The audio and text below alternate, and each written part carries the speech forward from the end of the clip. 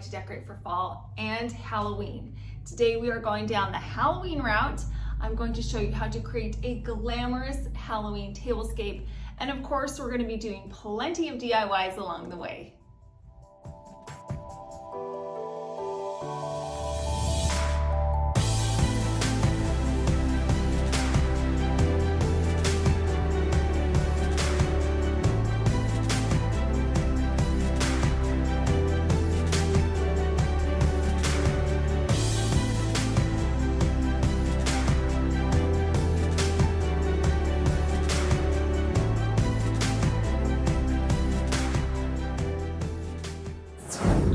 Into the spooky, creepy kind of Halloween decor. I'm more of a cutesy, elegant kind of decorator when it comes to Halloween.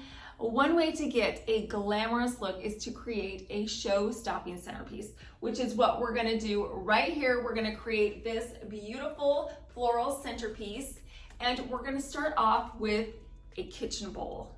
Yes, a kitchen bowl is going to be our container. If you have a kitchen bowl that's large around your house, grab it and use it as a container. Instead of floral foam, we are going to create our tape grid. I'm just gonna get some Scotch tape and I'm gonna make 2 lines horizontally with tape and 2 lines vertically to create our grid. This grid will hold my flowers upright and in place. I laid out all of my possibilities when it came to what I was going to put into my floral arrangement. I had flowers, I had feathers, I had pumpkins, I had spiders, all kinds of things. I just laid it out so I could see exactly what I had. The color scheme that I'm going for in this arrangement is a lot darker than I typically use. Why? Because it's Halloween and those touches of black and dark purple are an easy way to theme it into Halloween. But I also wanted to keep it light and bright, so we're gonna start off by using some bunches of white peonies. I bent the stem and I added the first bunch of peonies, then I added the second bunch to the other side. By using these wider flowers, it's actually going to make the darker flowers pop when we put them in. So having this as a neutral background, these white peonies, is a great place to start. Next, I took some silver and white leaves that I purchased at Hobby Lobby.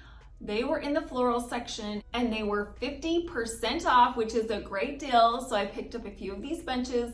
I'm going to bend the stem to get them to the correct size that I want, and then I'm going to put them inside of my tape grid.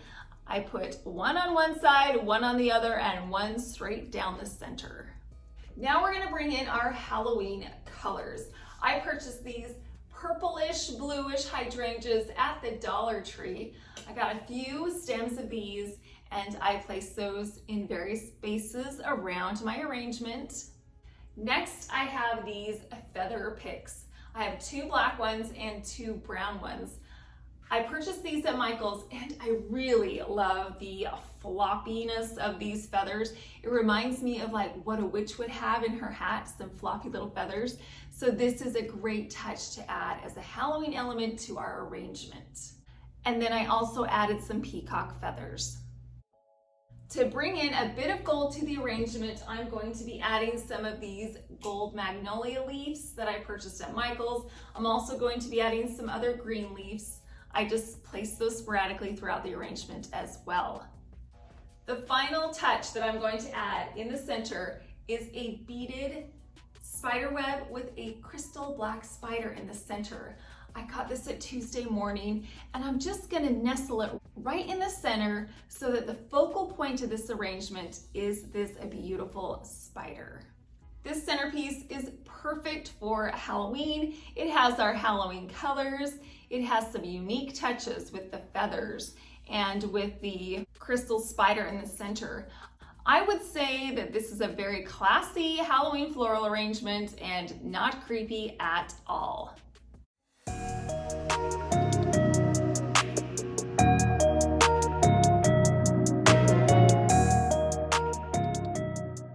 Let's move on to our cloches now. I thought a cloche would be a very fitting touch to a dining table, but instead of a tasty bite, we have put in something that just might bite back. I was looking for a long spider and I just couldn't find one anywhere. But when I was at the Dollar Tree, I saw this web that had a spider in the center that was just what I was looking for. All I did was I peeled that spider right off the center of the web. Easy solution.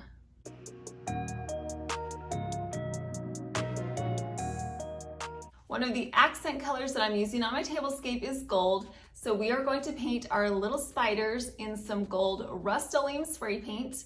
I took my spiders outside and I sprayed the top side of my spider. I made sure that everything was completely saturated in the paint. Then I let it dry for about an hour.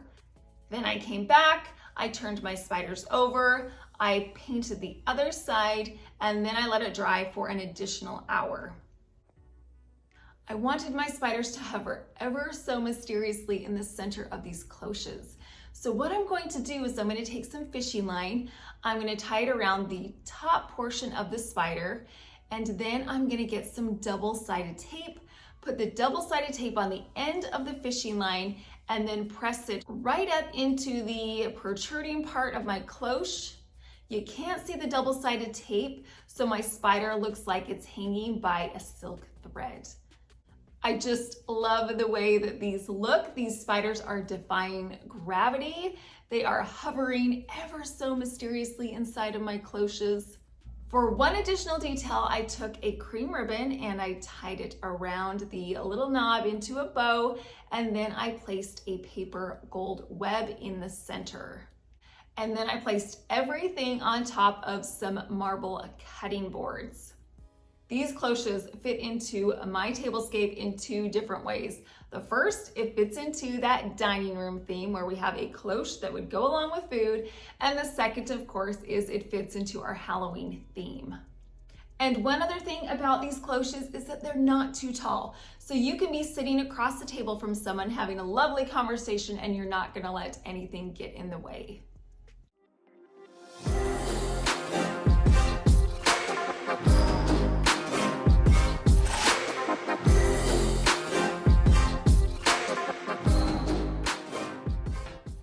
I love the glow that candles add to a dining experience. So I wanted to add some candlelight to this dining table. I purchased these cute little pumpkin votive candle holders a couple years ago at Michael's. I haven't used them very often because, as you can see, the original color was this orange that I didn't really love and it didn't go a lot with my color scheme. But of course, we all know that that's an easy fix. So I took my glass pumpkins outside and I sprayed them in the same gold Rustoleum spray paint. I made sure that the first side was completely covered in the paint. I let them dry for an hour. I came back, I flipped them over and I sprayed the other side. I made sure that these pumpkins were completely covered in this gold spray paint, and then I let them dry for an additional hour. Now all I need to do is just add my little votive tea light to the center, and I have a beautiful warm glow that I can add to my tablescape. Just by changing the paint, it made a huge difference.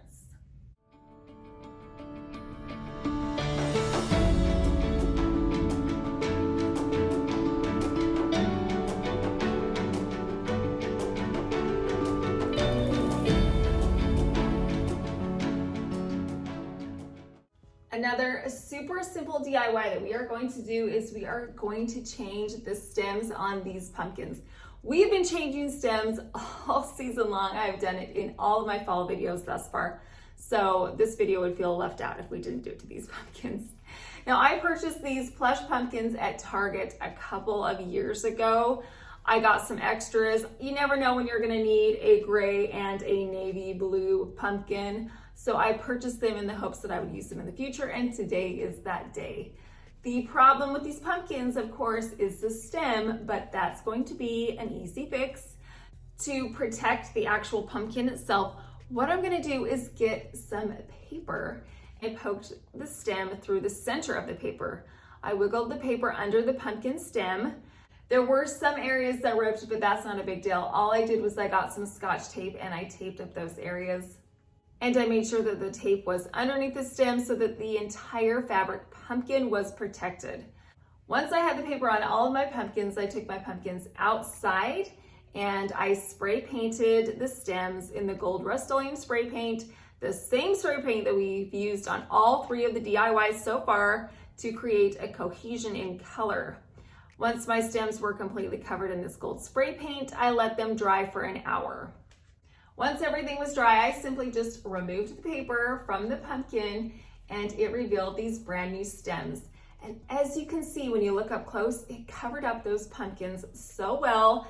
No paint got on any of the fabric and only on the pumpkin stems. These pumpkin stems are perfect for my color scheme, and you would have never known that they were anything other than gold.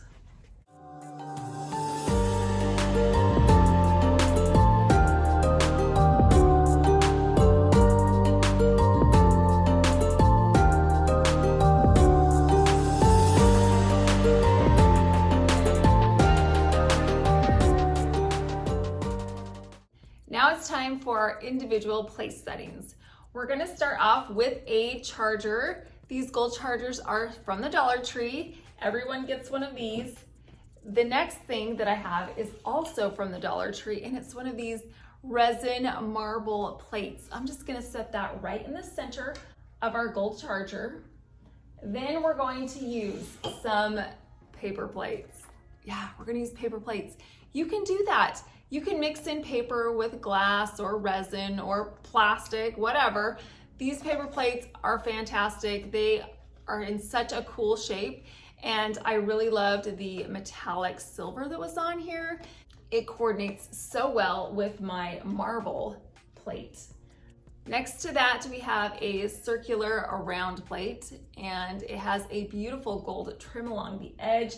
That's going in the center of our paper plate. Next, we have these absolutely adorable vampire teeth. I purchased these at Home Goods a long time ago, and they actually are place card holders, but we're gonna use them in a different way today. These are gonna go right in the center of my mini plate, and inside of our vampire teeth, we are going to put our napkin. I took a black napkin, which is a color of napkin that I don't typically use, but it fits so perfectly in with this tablescape. I put it inside of a gold napkin ring, and I shaped it to look like a cute little bow. How adorable is this?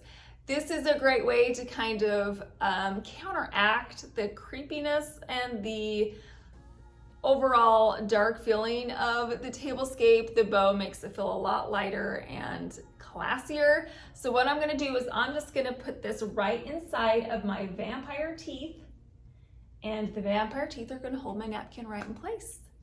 And then of course we have to have our stemware. So we have a glass goblet and then a cut glass crystal goblet right next to it. And then I have my monogrammed bee silverware. I'm using a white tablecloth, which is a great neutral surface to make everything else pop. Plus it keeps it light and bright. I added a gold runner in the center.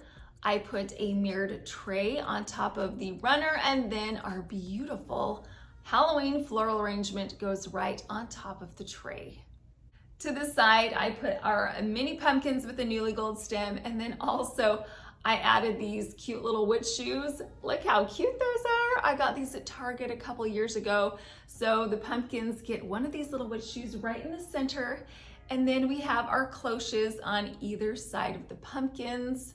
I placed my pumpkin candle holders around the table as well. The final addition to our dining room Halloween decor is some large velvet spiders. I purchased these at Tuesday Morning a couple years ago. I put them on my trellises so they're kind of crawling up. It's a great way to add another Halloween element to this room. That way you don't just have your Halloween decor on the table, it also kind of travels over to this side of the room as well. I think this tablescape ended up to be so glamorous and so classy. I love the way that we used traditional elements and we mixed in those Halloween touches. I think this is a great example of creepy classy, don't you think? Creepy because we have our vampire teeth, we have our hanging spiders, we have the spider inside of our flower arrangement, but classy because we kept the color scheme fairly traditional. We kept the place settings traditional, and we didn't go over the top. If you're looking for a way to decorate for Halloween in a subtle and traditional way, I think we achieved that here in this tablescape. Plus, it was super easy and very affordable to create. If you're looking for other fall or Halloween tablescapes, check out my fall playlist. I have plenty of other options for you. I'll leave the link in my pinned comment and also in my description box. Well, I hope you enjoyed decorating for Halloween with me today, and I hope that you got some inspiration or some ideas. I appreciate you stopping by. Thank you so much for watching.